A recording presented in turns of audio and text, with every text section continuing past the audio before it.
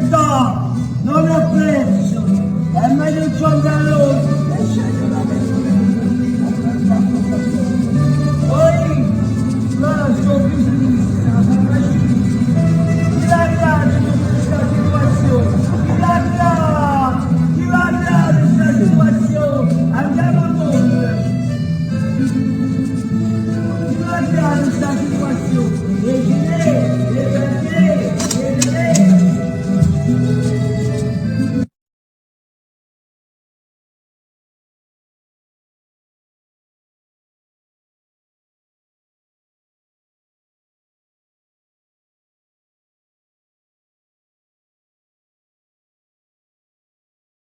COVID passes have become law in the United Kingdom after a large revolt against the Prime Minister Boris Johnson. The contentious vote to introduce vaccine passports for entry into large venues passed with a 243 majority.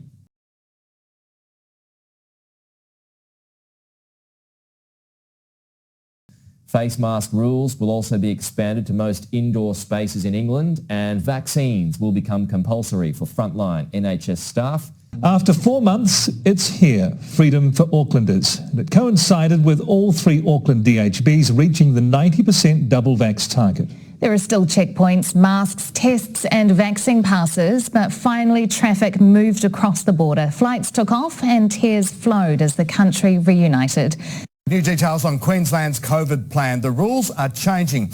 If you're a close contact of a confirmed case, you'll still need to be forced into quarantine. You just won't need to serve as much time. The idea is to keep the state open and operating as much as possible as the virus comes in. We can announce today that from 1 January that we will be changing the quarantine arrangements for people who are fully vaccinated. You will only need to quarantine for 7 days.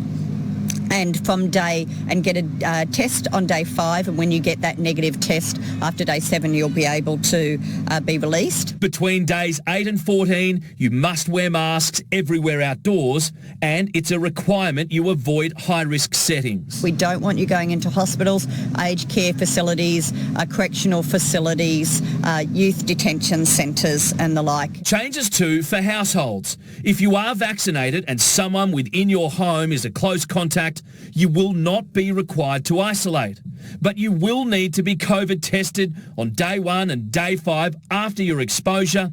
But if you're unvaccinated, then you will need to do the same 7-day quarantines and comply with the same requirements for days 8 to 14. These rules will be mirrored for businesses. For weeks now, they've been seeking clarity. There will also be big changes to cleaning requirements for exposed businesses. As it stands now, you are required to have a deep COVID clean performed, but as of today, a standard clean will be suffice. They've just found out they're an exposure site. They may stay closed for lunch so they can do a cleaning of the tables and chairs and a good wipe down of the facility and open up for dinner again. Being tougher penalties for unvaccinated customers who target hospitality staff. Anyone that is spitting, coughing or sneezing or threatens to do so, they can be issued with an infringement notice. Finally, there is consequences, and we have a little bit more protection for our staff. From December 17, when the vaccine mandate takes effect, fines will range from $1,300 to more than $13,000 or 6 months behind bars. Police will be patrolling and conducting compliance checks. We've got currently serving soldiers who are reaching out to us who are saying, the generals in Australia, our leadership, are forcing us, they're training us to go house to house on our training grounds in urban warfare, and we're practicing pulling people out of their houses with medical staff, force injecting them, and then we're practicing running into the bush and catching those people who are running away. What the fuck is that about? I'm sorry for swearing, but what is that about? No. 100%. We've got them training our military to attack our citizens in our own country. Are you kidding me? That they are so scared and they're like, we've got to get rid of these people. They are evil to the core. A teacher! Lost my job! You You guys have your job and you're arresting kids! Are you kidding me? What's happening? Oh, fucking some little girl, these fucking heroes. My mate, we're sitting on top of the bus stop and then they're like, get down. We get down and say, yeah, we'll do that, fine. 3 of the cops start grabbing and groping my mate, saying she's arrested. There's 2 little girls just sitting up on the bus stop. The cops come along, they hop down, and then they decided to bash the crap out of them. Shame! Shame! Shame! Shame! One of our cameras actually captured the moment where the young lady was walking around looking for her friend that was just arrested. You could clearly see her looking around trying to find her friend. And a cop goes full bang. He shoves me on the floor and no one will ever hold him accountable. Over December, January, February, March, April, May, June and July, there will be 10 sitting days of the Federal Parliament. 10 days when the Parliament will sit. Over all of that time, from the end of this week through to the 9th of August next year. Applauso generale, lo stanno portando a calci in culo fuori. Guardalo.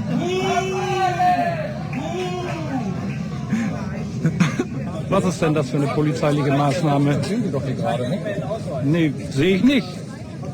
Was soll denn das sein? Wir wollen die Personalien erheben von Ihnen, ne? Insofern Wie bitte? Ist das eine polizeiliche Maßnahme.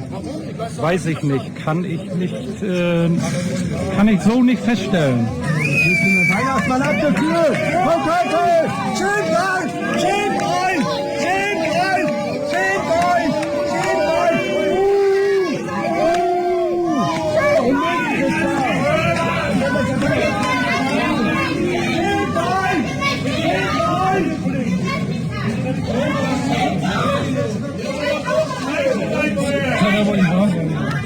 It's beginning to look a lot like fascism everywhere you go. Take a look at Australia, locking up Aboriginals. Just a few more steps to genocide, you know. It's beginning to look a lot like fascism.